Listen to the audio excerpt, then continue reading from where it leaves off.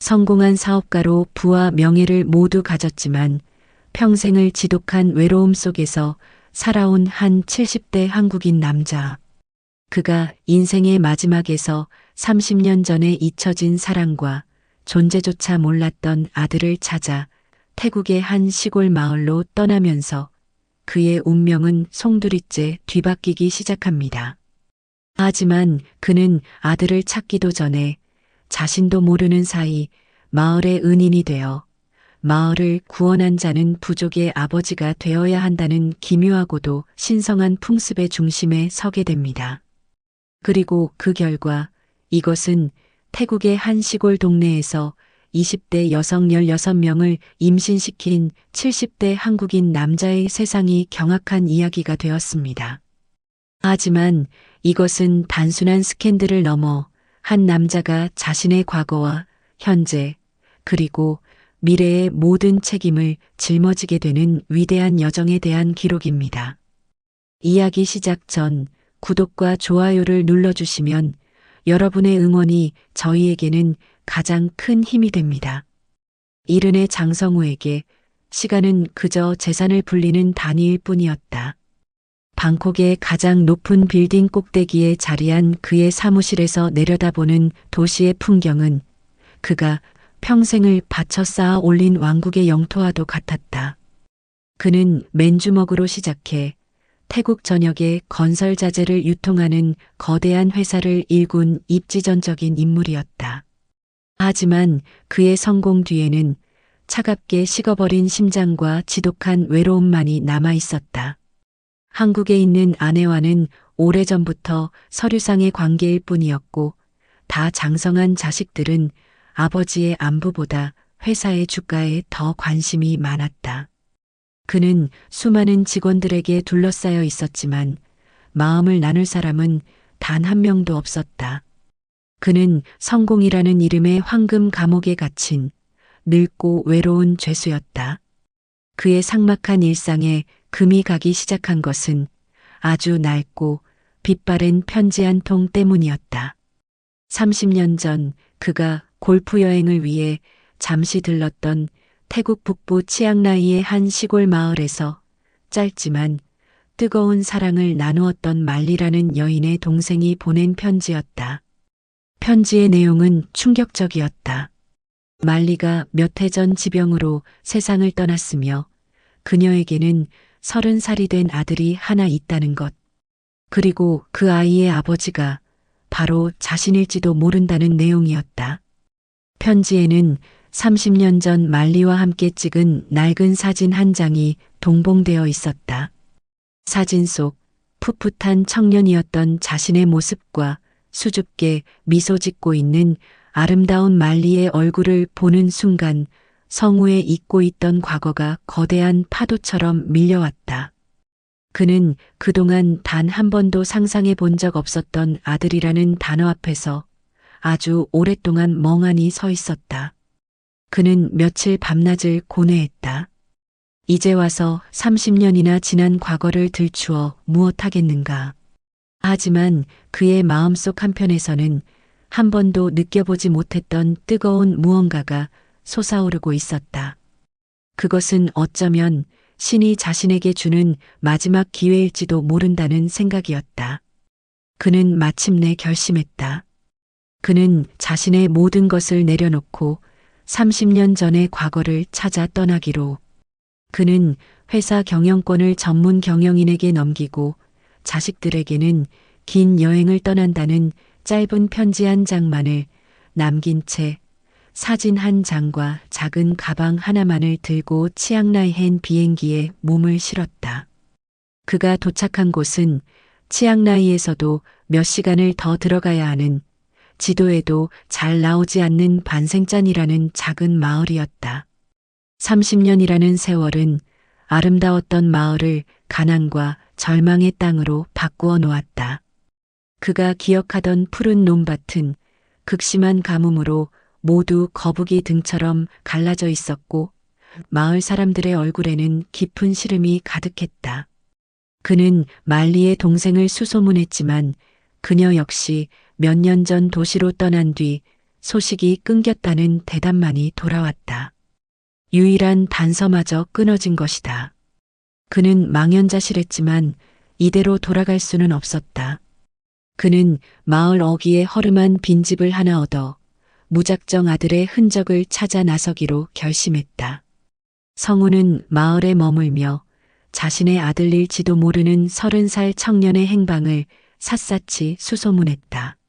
하지만 마을 사람들은 낯선 이방인인 그를 경계하며 쉽사리 마음을 열어주지 않았다.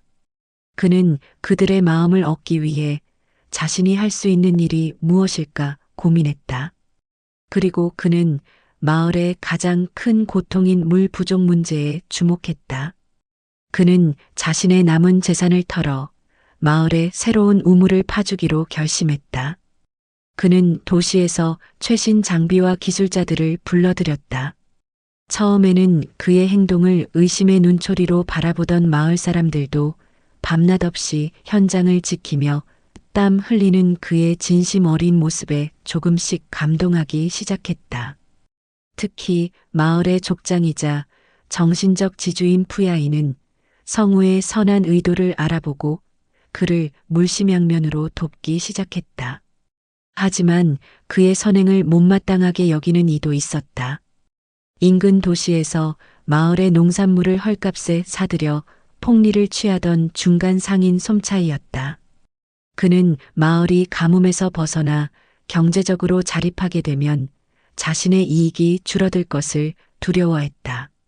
그는 밤을 틈타 우물 공사 장비를 망가뜨리거나 마을 사람들에게 성우에 대한 나쁜 소문을 퍼뜨리는 등 비열한 방법으로 그의 일을 방해하기 시작했다. 솜차이의 방해 공작은 집요했다. 그는 마을의 젊은이들에게 돈을 쥐어주며 성우의 일을 돕지 못하게 만들었다. 우물 공사는 지지부진했고 성우는 절망감에 빠졌다. 그가 모든 것을 포기하려던 순간이었다. 마을의 젊은 청년 하나가 그의 앞에 조용히 다가왔다. 그의 이름은 차이, 말이 없고 과묵했지만 누구보다 성실하고 힘이 센 청년이었다. 제가 돕겠습니다. 차이를 시작으로 다른 젊은이들도 하나둘씩 다시 모여들기 시작했다. 그들은 솜차이의 회유를 뿌리치고 자신들의 미래를 위해 성우의 편에 서기로 결심한 것이다. 몇 주간의 고된 작업 끝에 마침내 그들의 노력은 결실을 맺었다. 땅속 깊은 곳에서 시원하고 맑은 물줄기가 솟아오른 것이다. 마을은 수년 만에 찾아온 풍요로운 물에 환호했고 아이들은 샘가에서 물장구를 치며 기뻐했다. 그날 밤 마을에서는 성우를 위한 큰 잔치가 열렸다. 그는 더 이상 낯선 이방인이 아니었다. 그는 마을을 가뭄에서 구해낸 위대한 은인이었다. 잔치가 끝나고 그가 자신의 허름한 집으로 돌아왔을 때였다. 족장 푸야이가 아주 심각하고도 비장한 표정으로 그를 기다리고 있었다. 족장 푸야이는 성우를 자신의 집으로 데려갔다. 그리고 타오르는 촛불 앞에서 아주 어렵고도 무거운 이야기를 꺼내기 시작했다. 장 선생, 당신은 우리 마을의 생명을 구했소. 하지만 우리에게는 물보다 더 시급한 문제가 있소. 그는 깊은 한숨을 내쉬며 말했다. 우리 마을에는 더 이상 새로운 생명이 태어나지 않고 있소. 몇 년 전 이웃 마을과의 큰 싸움으로 우리 마을의 젊은 남자들이 모두 목숨을 잃었기 때문이요. 이제 우리 부족은 곧 이 땅에서 완전히 사라지게 될 운명에 처했소. 족장은 성우의 눈을 똑바로 바라보며 떨리는 목소리로 말했다. 장 선생, 우리 부족의 마지막 희망이 되어 주시게. 우리 딸들에게 새로운 생명의 씨앗을 내려주시게. 성우는 자신의 귀를 의심했다. 그는 너무나도 당황하여 아무 대답도 할 수 없었다. 그것은 그의 상식과 윤리관으로는 도저히 받아들일 수 없는 충격적인 제안이었다. 하지만 족장은 말을 이었다. 이것은 우리 부족이 절체절명의 위기 앞에서 대대로 행해왔던 가장 신성한 의식이네. 외부에서 온 건강하고 선한 영혼의 씨앗을 받아 부족의 피를 정화하고 대를 잇게 하는 것. 이것은 욕망의 결합이 아닌 생존을 위한 간절한 기도와도 같은 것이라네. 족장의 눈에는 한 부족의 운명을 짊어진 지도자의 깊은 고뇌와 슬픔이 담겨 있었다. 성우는 그의 제안을 단호히 거절하고 싶었지만 차마 그럴 수가 없었다. 그는 그날 밤 뜬 눈으로 밤을 새웠다. 그의 마음속에서는 현대 사회의 윤리와 눈앞에 사라져가는 생명에 대한 책임감이 격렬하게 충돌하고 있었다. 다음 날 밤 그가 홀로 고뇌하고 있을 때였다.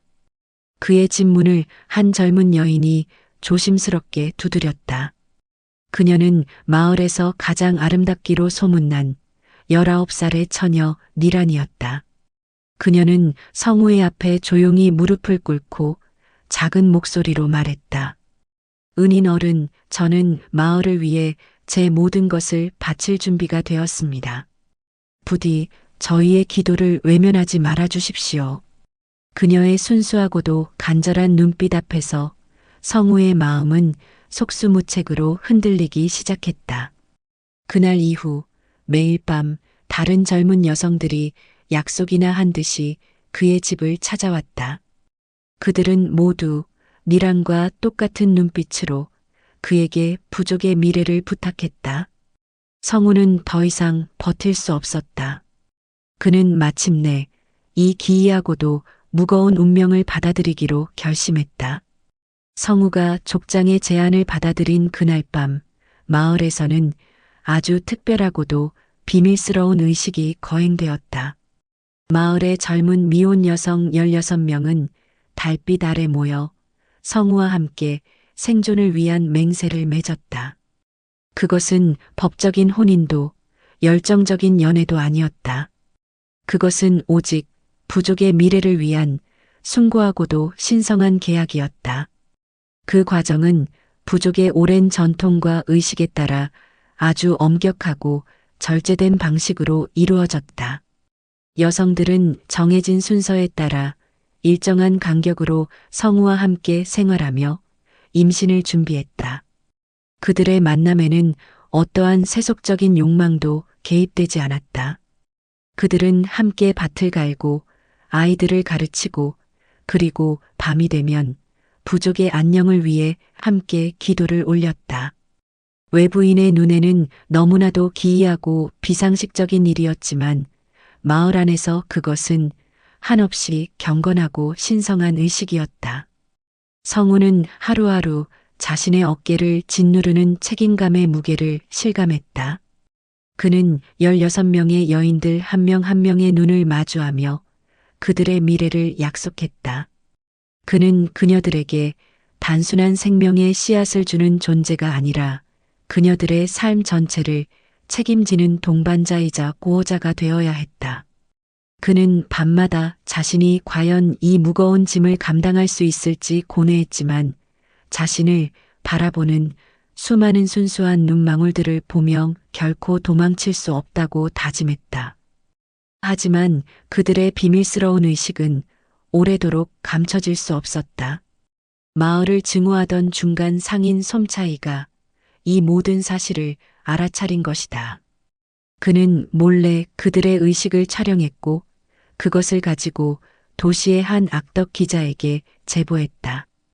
그는 성우를 사회적으로 매장시켜 마을에서 쫓아내고 다시 마을을 자신의 손아귀에 넣으려는 음모를 꾸민 것이었다. 며칠 뒤 태국의 한 흥미 위주 소식을 다루는 작은 신문에 충격. 70대 한국인 노인, 태국 오지에서 16명의 어린 처녀들과 집단 생활 현대판 사이비 교주 라는 제목의 기사가 실렸다. 기사는 순식간에 인터넷을 통해 퍼져나갔고 태국 사회는 발칵 뒤집혔다. 사람들은 성우를 향해 온갖 비난과 조롱을 퍼부었고 태국 주재 한국 대사관까지 나서서 진상조사에 착수했다. 성우는 한순간에 마을을 구한 은인에서 희대의 사기꾼이자 부도덕한 범죄자로 추락했다. 세상의 비난이 거세지자 태국 경찰과 이민국 직원들이 반생짠 마을로 들이닥쳤다. 그들은 성우를 불법 체류 및 미성년자 유인 혐의로 체포하려 했다. 마을 사람들은 온몸으로 그들의 앞을 막아서며 성우는 우리의 은인이라고, 이것은 우리의 신성한 전통이라고 항변했지만 법과 상식의 이름 아래 그들의 목소리는 무참히 짓밟혔다. 성우는 꼼짝없이 체포되어 도시의 차가운 유치장에 갇히게 되었다. 그는 모든 것을 포기했다. 어쩌면 이것이 자신이 과거에 저질렀던 수많은 이기적인 행동들에 대한 뒤늦은 벌일지도 모른다고 생각했다.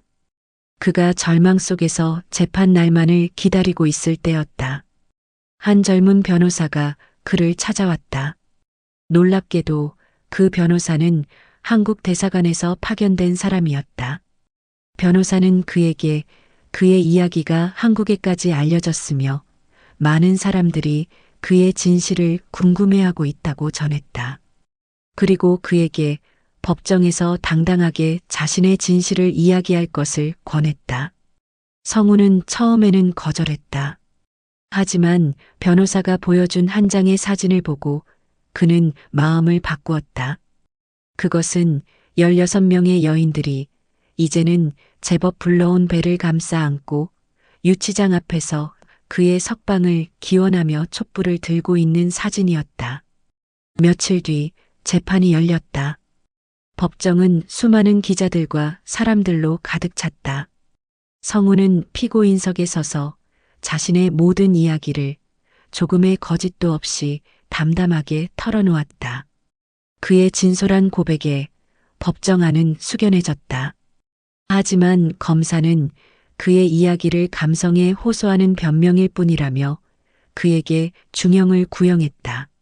모든 것이 끝났다고 생각한 바로 그 순간이었다. 법정의 문이 열리며 한 젊은 청년이 증인석으로 걸어 나왔다. 그는 지난 몇 달간 성우의 곁에서 묵묵히 그의 일을 도왔던 과묵한 청년 차이였다. 차이는 증인석에 서서 아주 오랫동안 성우의 얼굴을 바라보았다. 그리고 이내 품속에서 아주 낡고 빛바랜 사진 한 장을 꺼내 들었다. 그것은 30년 전 성우와 그의 어머니 말리가 함께 찍었던 바로 그 사진이었다. 차이는 떨리는 목소리로, 그러나 법정 안의 모든 사람이 들을 수 있는 목소리로 말했다.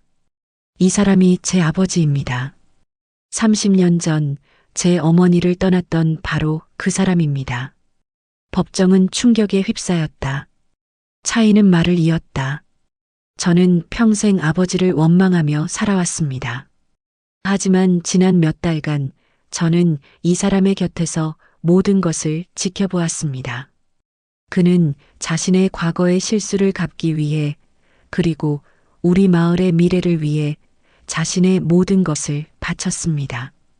그는 비록 저를 버렸던 나쁜 아버지였을지는 모르지만 그는 우리 마을 모두를 구한 위대한 은인입니다. 부디 제 아버지를 선처해 주십시오.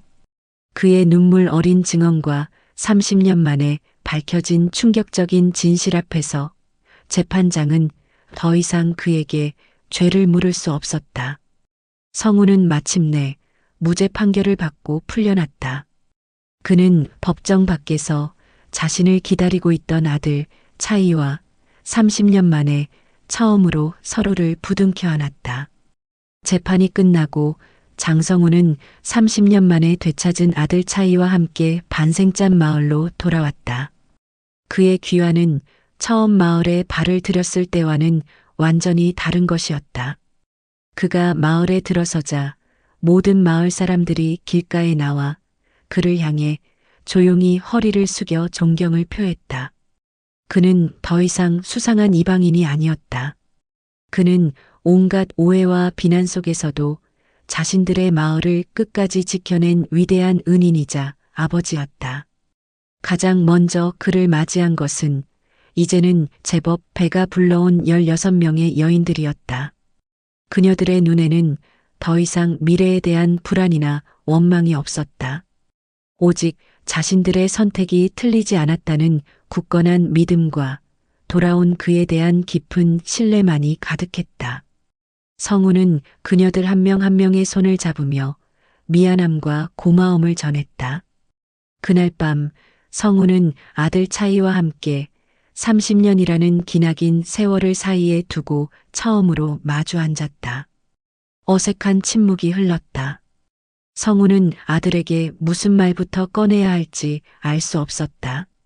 그는 아들에게 30년 전 왜 어머니를 떠날 수밖에 없었는지, 그리고 지난 세월 동안 얼마나 성공에만 집착하며 외롭게 살아왔는지를 조금의 거짓도 없이 솔직하게 털어놓았다. 차이는 아버지의 이야기를 묵묵히 들어주었다. 그는 평생을 아버지를 원망하며 살아왔지만 눈앞에 늙고 지친 아버지의 모습 속에서 그는 미움 대신 깊은 연민을 느꼈다. 어머니는 돌아가시는 마지막 순간까지 아버지를 원망하지 않으셨습니다. 언젠가 아버지가 꼭 다시 돌아와 저를 찾아주실 거라고 믿으셨습니다. 차이의 담담한 고백에 성우는 참았던 눈물을 터뜨렸다. 두 사람은 밤이 새도록 30년치의 회포를 풀며 서툴지만 진실한 부자의 연을 이어가기 시작했다. 며칠 뒤 마을에서는 첫 번째 아이가 태어났다. 니란이 낳은 성우의 17번째 자식이자 새로운 시대의 첫 번째 아이였다. 성우는 떨리는 손으로 갓 태어난 아기를 받아 안았다. 그는 아기의 작은 얼굴 속에서 30년 전의 첫사랑 말리의 모습과 바로 어제 만난 아들 차이의 모습, 그리고 자신의 젊은 날의 모습을 동시에 보았다. 그의 옆에서 이제는 30살의 어엿한 장남이 된 차이가 갓 태어난 자신의 동생을 신기한 듯 바라보고 있었다. 그 순간 성우는 깨달았다. 자신의 과거와 현재, 그리고 미래가 이 작은 생명을 통해 비로소 하나로 연결되었음을. 그는 이 아이들과 이 마을을 위해 자신의 남은 인생 전부를 바치기로 굳게 맹세했다.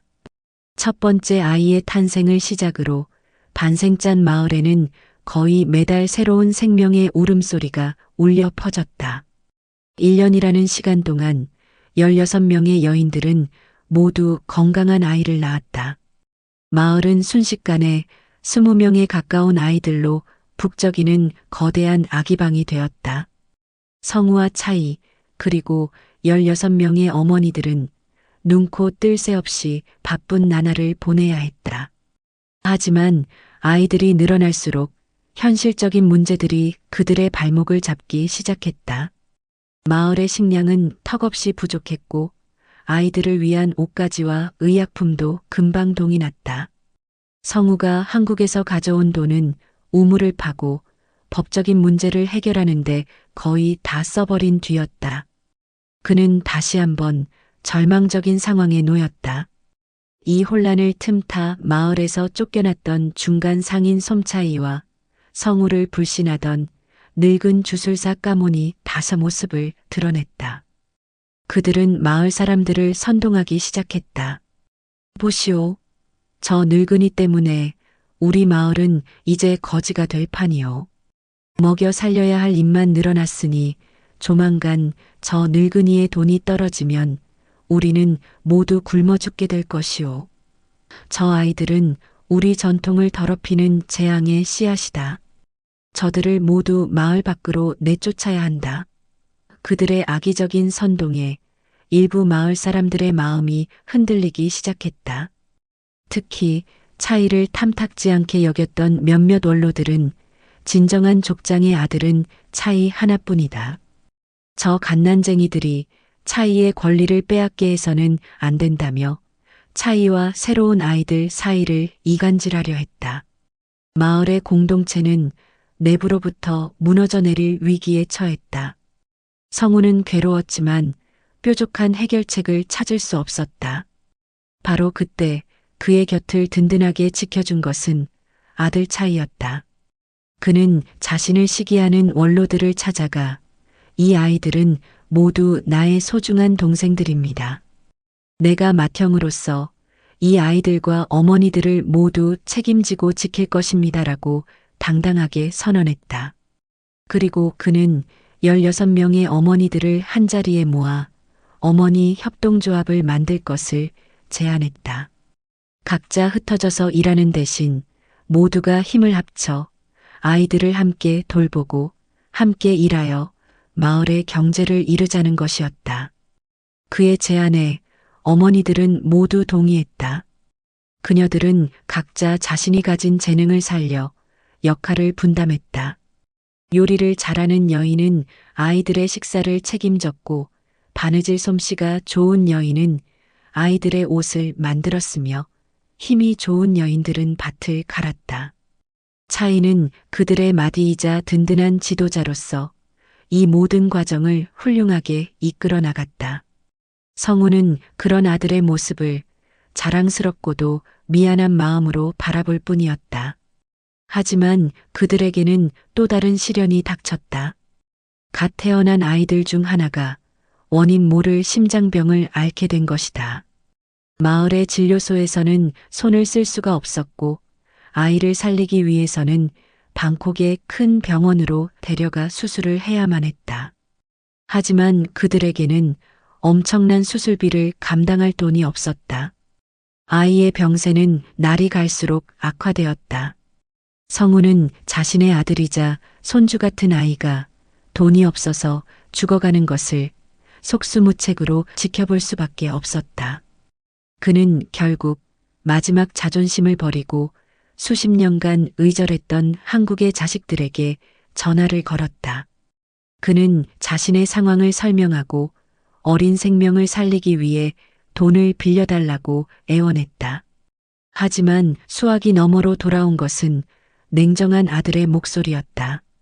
아버지께서 자초하신 일 아닙니까?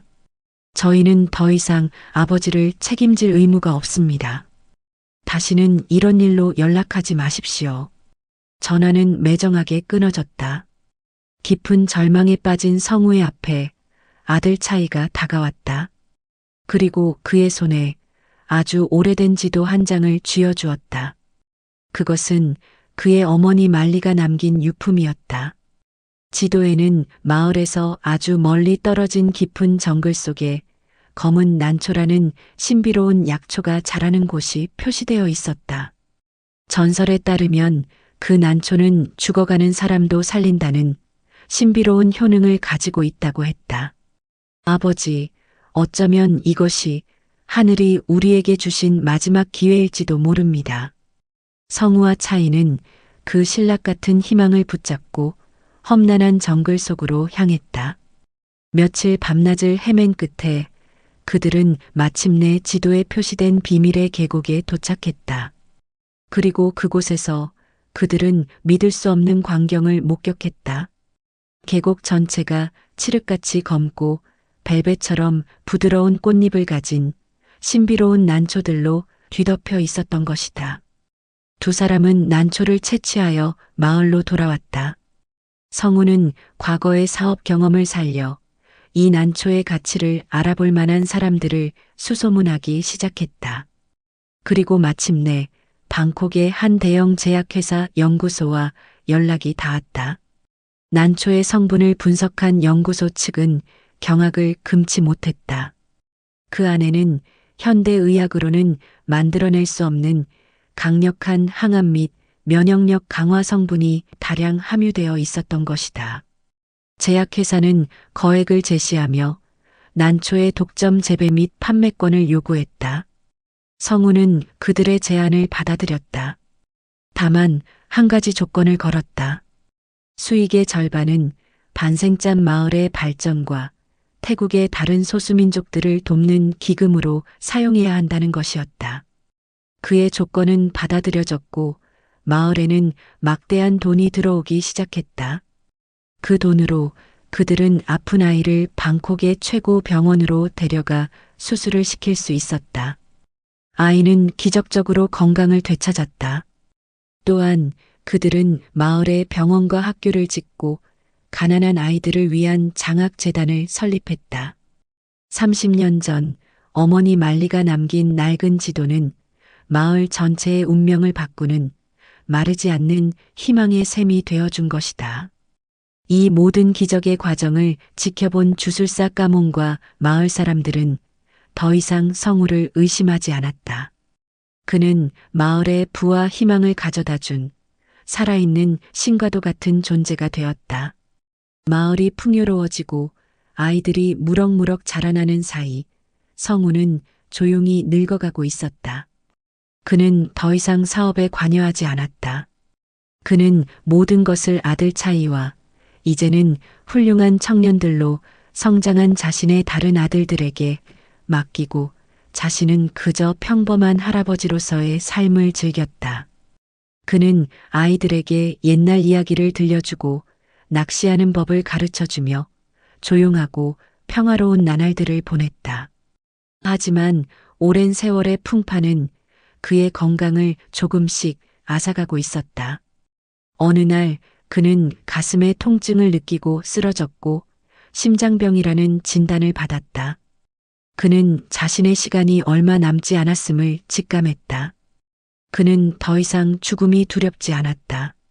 그는 이미 자신이 꿈꾸었던 것보다 훨씬 더 많은 것을 이루었고 얻었기 때문이다. 그의 병세가 깊어졌다는 소식이 어떤 경로를 통해 한국에 있는 그의 딸에게까지 전해졌다.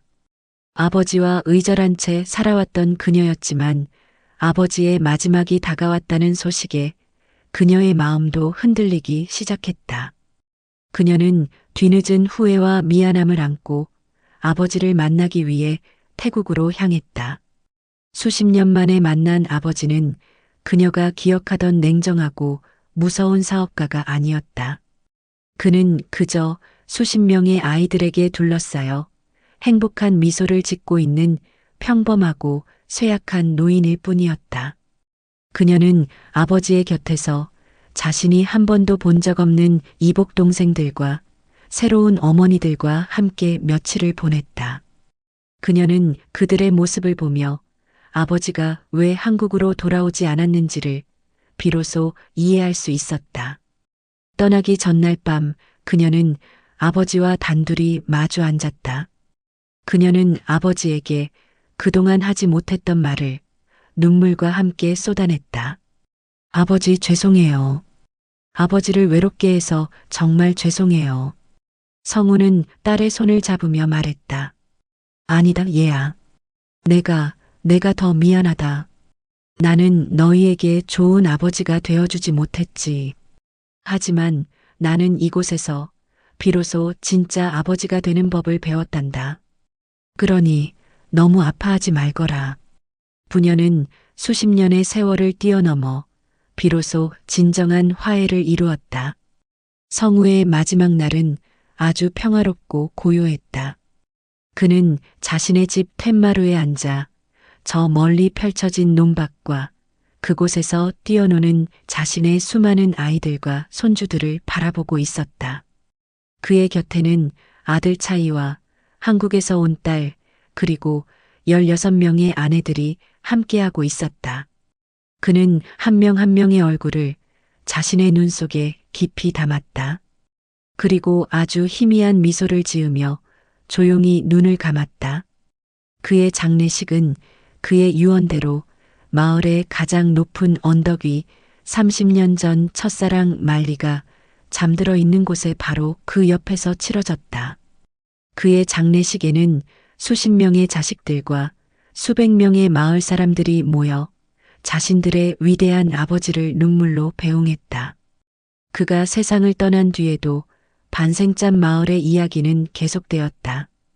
그가 세운 병원에서는 매일 새로운 생명이 태어났고 그가 세운 학교에서는 수많은 아이들이 미래를 향한 꿈을 키워나갔다. 그의 아들 차이는 아버지의 뒤를 이어 지혜롭고 자비로운 지도자가 되어 마을을 이끌었다. 그리고 그의 다른 16명의 아이들 역시 각자의 자리에서 아버지의 유산을 지키고 마을을 위해 헌신하는 훌륭한 어른으로 성장해 나갔다. 그의 한국에 있는 딸 역시 아버지의 장례를 치른 뒤 새로운 사람으로 변해 있었다. 그녀는 더 이상 돈과 성공에만 집착하지 않았다. 그녀는 아버지의 이름으로 한국의 어려운 아이들을 돕는 작은 재단을 만들었고 태국의 새로운 동생들과도 꾸준히 인연을 이어갔다. 어느 맑은 밤 차이는 자신의 아이들을 데리고 아버지의 무덤이 있는 언덕에 올랐다. 그는 밤하늘을 가리키며 아이들에게 말했다. 얘들아, 저길 보렴. 저 하늘에 떠 있는 수많은 별들 중에 가장 밝게 빛나는 17개의 별이 있지? 저 별들이 바로 우리 마을을 지켜주시는 너희들의 할아버지와 또 다른 할머니들이란다. 성우의 이야기는 그렇게 세대를 넘어 국경을 넘어 밤하늘의 별처럼 영원히 빛나는 전설이 되어 사람들의 마음속에 오래오래 살아 숨쉬고 있었다. 또다시 15년의 세월이 흘렀다. 장성우는 이제 마을의 아이들이 할아버지라 부르는 아득한 전설 속의 인물이 되었다. 그의 맏아들 차이는 어느덧 마을의 가장 존경받는 족장이 되어 있었고 성우가 남긴 16명의 자녀들은 이제 30을 바라보는 마을의 든든한 기둥으로 성장했다. 그들이 힘을 합쳐 운영하는 검은 난초재단과 협동조합은 반생짠 마을을 태국 북부에서 가장 풍요롭고 희망이 넘치는 공동체로 만들어 놓았다.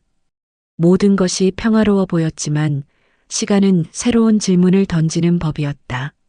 성우의 손주 세대, 즉 차이의 아이들과 다른 16가정의 아이들은 이전 세대와는 완전히 다른 환경에서 자라났다.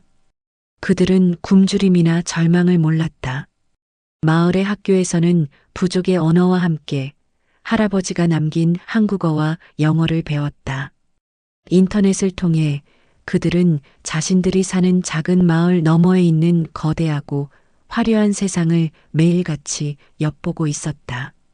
갈등의 바람은 성우의 딸 중 하나였던 니란의 딸이자 성우의 첫 손녀인 라리타에게서부터 시작되었다. 18살의 라리타는 할머니 니란의 아름다움과 할아버지 성우의 총명함을 그대로 물려받은 당차고 똑똑한 소녀였다. 그녀는 마을의 학교를 수석으로 졸업하고 한국 서울에 있는 대학교에 장학생으로 합격하는 쾌거를 이루었다. 마을 전체가 그녀의 합격을 축하했지만 정작 어머니 니란과 족장인 차이의 마음은 무겁기만 했다. 어머니, 저는 가야만 해요. 할아버지가 태어난 땅을 제 눈으로 직접 보고 배우고 싶어요. 그곳의 지식과 경험을 배워 우리 마을을 더욱 풍요롭게 만들고 싶습니다. 라리타는 확신에 차서 말했다. 하지만 차이는 그녀의 눈을 보며 두려움을 느꼈다. 그는 젊은 시절 아버지 성우와 함께 겪었던 세상의 오해와 편견을 잊을 수 없었다. 라리타, 세상은 내가 생각하는 것처럼 아름다운 곳만은 아니란다. 그곳에는 여전히 우리와 다른 것을 배척하는 차가운 시선들이 존재해. 내가 상처 입을까봐 우리는 두렵다. 차이의 만류에도 라리타의 결심은 확고했다. 두 세대 사이에는 서로를 위하지만 다른 곳을 바라보는 애틋한 긴장감이 흐르기 시작했다. 바로 그때 마을에 새로운 외부인들이 찾아왔다. 그들은 세계문화유산 재단이라는 이름의 국제구호단체 직원들이었다. 그들은 하나같이 세련된 옷차림에 유창한 언변을 구사했다. 그들은 반생짠 마을의 독특한 문화와 장성우의 숭고한 이야기에 깊은 감명을 받았다며 마을의 발전을 위해 대규모 지원을 하고 싶다고 제안했다. 그들의 계획은 화려했다. 낡은 오두막들을 현대식으로 개량하고 마을의 역사를 보여주는 큰 박물관을 짓고 전 세계의 관광객들을 유치하여 마을을 세계적인 문화 명소로 만들겠다는 것이었다. 마을은 술렁였다. 특히 젊은 세대들은 재단의 제안에 크게 열광했다. 그들에게 그것은 자신들의 마을이 가난한 오지에서 벗어나 세계의 중심에 설 수 있는 절호의 기회처럼 보였다. 라리타 역시 재단의 여성 대표가 보여주는 현대적인 비전과 세련된 모습에 크게 매료되었다. 그녀는 이 재단이야말로 자신들의 마을을 한 단계 더 발전시켜줄 구원자라고 믿었다. 하지만 차이는 그들의 지나치게 매끄러운 제안 속에서 무언가 불길한 낌새를 느끼고 있었다. 세계문화유산 재단은 마을 사람들의 마음을 사로잡기 위해 체계적으로 움직였다. 그들은 마을의 최신 의료 장비를 기증했고 아이들에게는 학용품과 장난감을 선물했다.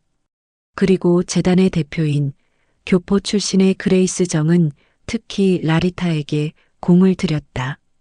그녀는 라리타의 재능을 칭찬하며 그녀를 재단의 공식 통역사이자 마을과 세상을 잇는 다리 역할로 삼고 싶다고 말했다. 세상에 대한 동경으로 가득했던 라리타는 그녀의 제안을 기쁘게 받아들였다. 라리타는 재단의 일을 도우며 이전에는 경험해보지 못했던 새로운 세계를 맛보았다. 그녀는 그레이스 정을 따라 도시의 화려한 호텔을 드나들었고 정부의 고위 관료들과 함께 식사를 하기도 했다. 그녀는 점차 마을의 전통적인 가치보다 재단이 제시하는 현대적인 성공에 더 큰 매력을 느끼기 시작했다. 그녀는 어머니와 족장 차이의 조언을 낡고 고리타분한 잔소리로 여기기 시작했다. 어머니, 이제 시대가 변했어요. 언제까지 우리가 이 작은 골짜기에 갇혀 살 수는 없잖아요. 재단은 우리에게 온 기회예요. 차이는 그런 라리타의 모습이 불안했지만 섣불리 그녀를 막을 수 없었다. 이미 마을의 많은 젊은이들이 재단이 보여주는 장밋빛 미래에 완전히 매료되어 있었기 때문이다.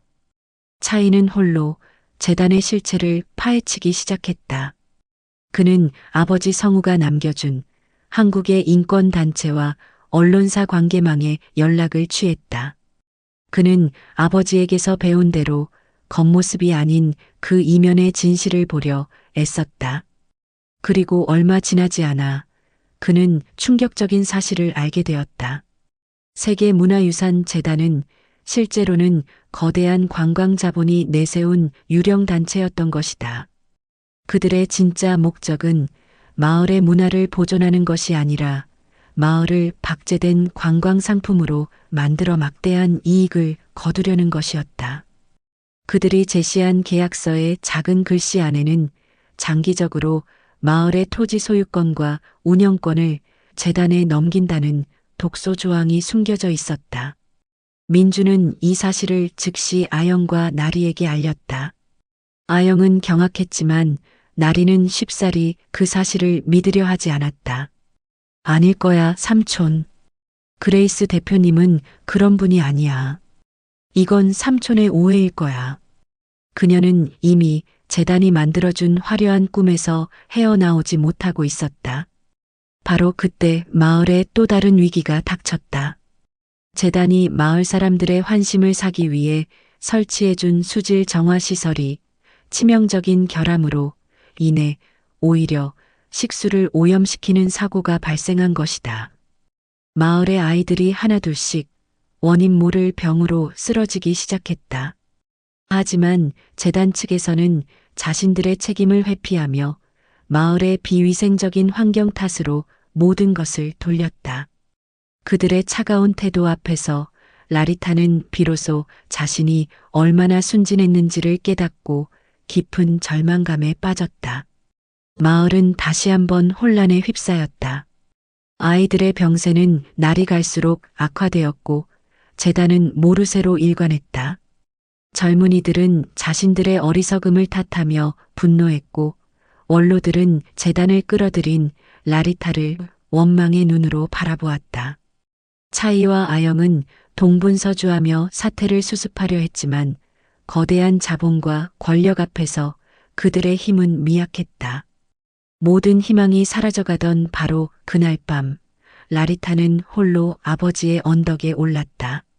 그녀는 할아버지 성우의 작은 기념비 앞에 무릎을 꿇고 자신의 어리석음을 고백하며 눈물을 흘렸다. 할아버지, 제가 모든 것을 망쳤어요. 저는 할아버지가 평생을 바쳐 지켜온 이 마을을 제 손으로 팔아넘길 뻔했어요. 대체 저는 어떻게 해야 하나요? 그녀가 한참을 울고 있을 때였다. 어디선가 아주 익숙하고도 따뜻한 선율이 바람을 타고 들려왔다. 그것은 할아버지가 생전에 낡은 기타로 아이들에게 늘 불러주었던 아리랑이었다. 고개를 들자 마을의 모든 사람들이 손에 촛불을 들고 언덕을 향해 올라오고 있었다. 그리고 그 선두에는 그녀의 어머니 미란과 족장 차이가 서 있었다. 그들은 라리타를 원망하는 대신 그녀를 따뜻하게 끌어안아 주었다. 그리고 모두 함께 아버지의 노래를 부르기 시작했다. 그들의 노래는 성우가 남긴 가장 위대한 유산, 즉 어떠한 시련 앞에서도 꺾이지 않는 용기와 서로를 보듬어주는 사랑의 약속이었다. 다음 날 아침 마을에서는 중대한 회의가 열렸다. 그 자리에는 자신들의 승리를 확신한 그레이스 정과 재단 직원들도 참석했다. 그들은 마을 사람들에게 최종 계약서에 서명할 것을 요구했다. 바로 그 순간 라리타가 단상 위로 올라섰다. 그녀는 더 이상 화려한 옷차림에 세련된 통역사가 아니었다. 그녀는 부족의 전통 의상을 입고 할아버지의 낡은 기타를 품에 안고 있었다. 그녀는 유창한 영어로 그러나 단호한 목소리로 말했다. 우리는 당신들의 제안을 거절합니다. 당신들이 우리에게 주려 했던 것은 발전이 아니라 금빛으로 칠해진 새 장이었습니다. 우리에게는 박물관에 전시될 유물보다 우리 아이들에게 물려줄 살아있는 미래가 더 소중합니다. 그녀는 말을 마친 뒤 기타를 치며 아리랑을 부르기 시작했다. 그녀의 노래는 이제 마을 사람 모두의 합창이 되어 계곡 전체에 울려 퍼졌다. 그들의 노래 앞에서는 재단의 그 어떤 화려한 제안도 그 어떤 교묘한 논리도 힘을 잃고 초라해질 뿐이었다. 결국 그레이스 정과 재단 직원들은 자신들의 패배를 인정하고 마을을 떠날 수밖에 없었다. 사태가 모두 해결된 뒤 라리타는 어머니와 함께 다시 아버지의 언덕을 찾았다. 그녀는 어머니에게 말했다. 어머니, 이제야 알겠어요. 할아버지가 우리에게 물려주신 것은 가난이나 고립이 아니었어요. 그것은 세상 그 어떤 것과도 바꿀 수 없는 우리 자신을 지키는 힘이었어요. 차이는 그런 라리타의 손을 잡고 서울행 비행기 표를 내밀었다. 이제 더 넓은 세상으로 나아가 배우렴. 그리고 이곳으로 돌아와 내가 배운 모든 것으로 이 마을을 더욱 지혜롭고 강하게 만들거라. 너는 이제 그럴 수 있을 테니. 라리타는 눈물을 글썽이며 고개를 끄덕였다. 그녀는 이제 자신의 뿌리가 얼마나 단단한지를 알았기에 세상 어떤 바람 앞에서도 흔들리지 않을 자신이 있었다. 아버지의 노래는 그렇게 세대를 넘어 새로운 희망의 교향곡으로 다시 태어나고 있었다. 순덕과 소미 그리고 한솔의 진심 어린 노력은 마침내 세상의 마음을 움직였다. 소미가 올린 영상과 글은 인터넷을 통해 수많은 사람들에게 공유되었고 진라이프의 비윤리적인 행태에 대한 비난 여론은 들불처럼 번져나갔다. 한솔이 주도한 서명 운동에는 며칠 만에 수십만 명의 사람들이 동참했다. 상황이 불리해지자 진라이프는 언론을 통해 순덕 할머니 측이 거액의 보상금을 노리고 회사의 명예를 훼손하고 있다는 거짓 주장을 펼치기 시작했다. 하지만 그들의 마지막 발악은 오히려 역효과를 낳았다. 순덕 할머니가 곰들과 함께하는 모습이 담긴 사진들이 세상에 공개되면서 사람들은 글이나 말이 아닌 사진 속에 담긴 진실한 교감의 힘을 믿기 시작했다. 사진 속에서 거대한 반달가슴곰은 마치 어린아이처럼 할머니의 손을 합고 있었고, 할머니는 그런 곰을 더없이 따뜻하고 사랑스러운 눈으로 바라보고 있었다.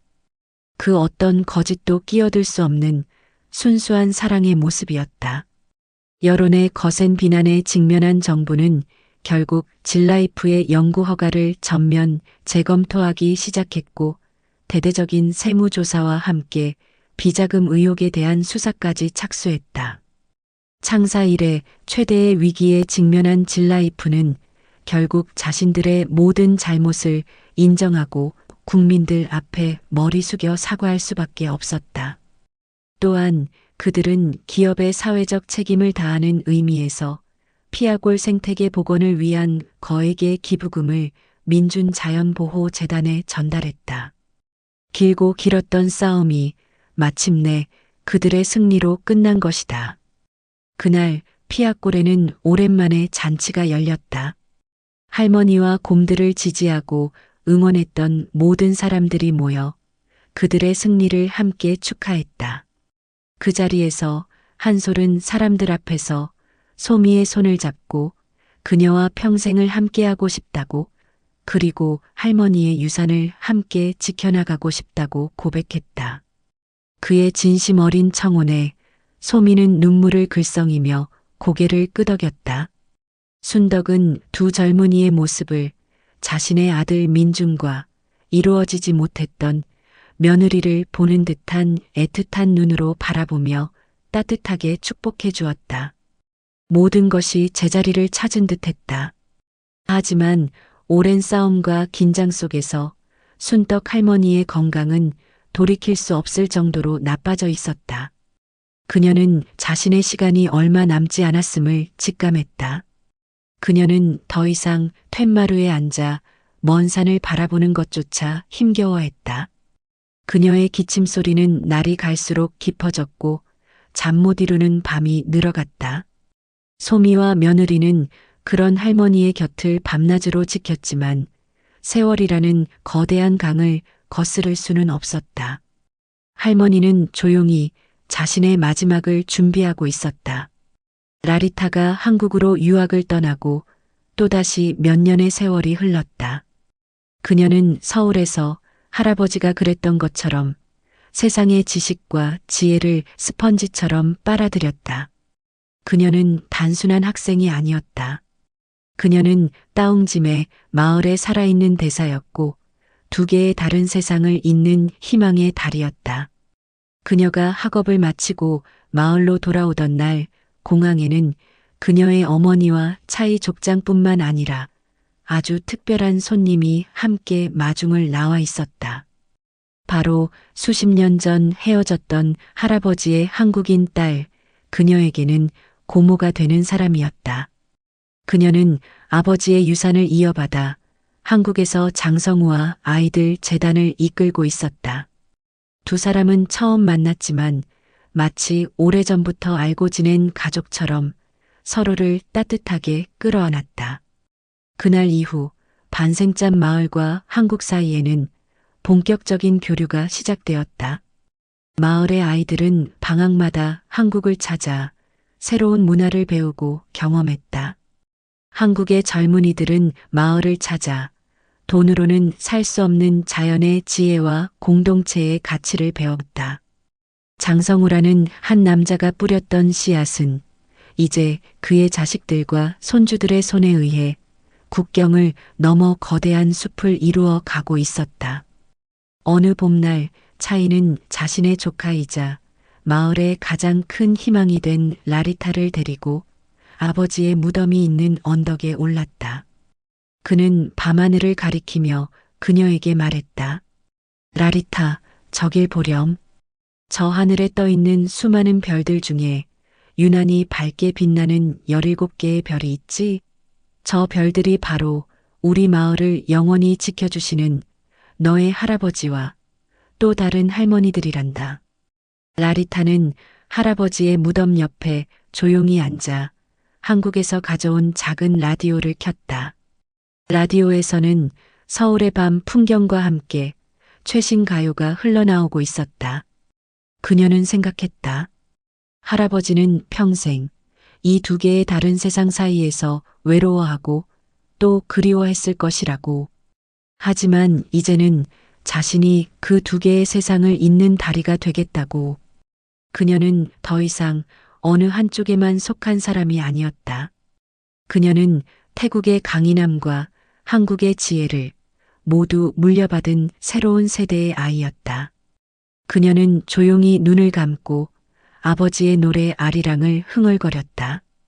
그녀의 노랫소리는 태국의 밤바람을 타고 저 멀리 한국의 하늘까지, 그리고 밤하늘의 17개의 별에게까지 가닿는 듯했다.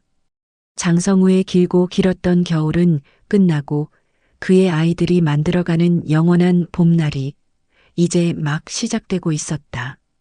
진정한 책임감이란 자신의 과거의 실수를 외면하지 않고 그것을 온전히 끌어안는 용기에서 시작됩니다. 인생의 가장 큰 후회는 때로는 가장 큰 기적을 가져다 주는 예상치 못한 선물이 되기도 합니다. 가족이란 정해진 형태나 혈연으로 만들어지는 것이 아니라 서로에 대한 믿음과 헌신으로 함께 지어가는 집과 같습니다. 가장 중요한 유산은 돈이나 재산이 아니라 다음 세대가 스스로의 길을 찾아갈 수 있도록 도와주는 지혜와 사랑입니다. 한 사람의 선한 의지는 그가 떠난 뒤에도 남아 또 다른 세대에게 희망의 씨앗이 되어 전해질 수 있습니다. 한편의 영화 같은 이 이야기가 여러분의 마음에 깊은 울림을 주었다면 저희에게 가장 큰 힘이 되는 구독과 좋아요도 잊지 말고 부탁드립니다. 한 남자의 기막힌 운명과 위대한 선택에 대한 여러분의 소중한 생각을 댓글로 함께 나눠주세요.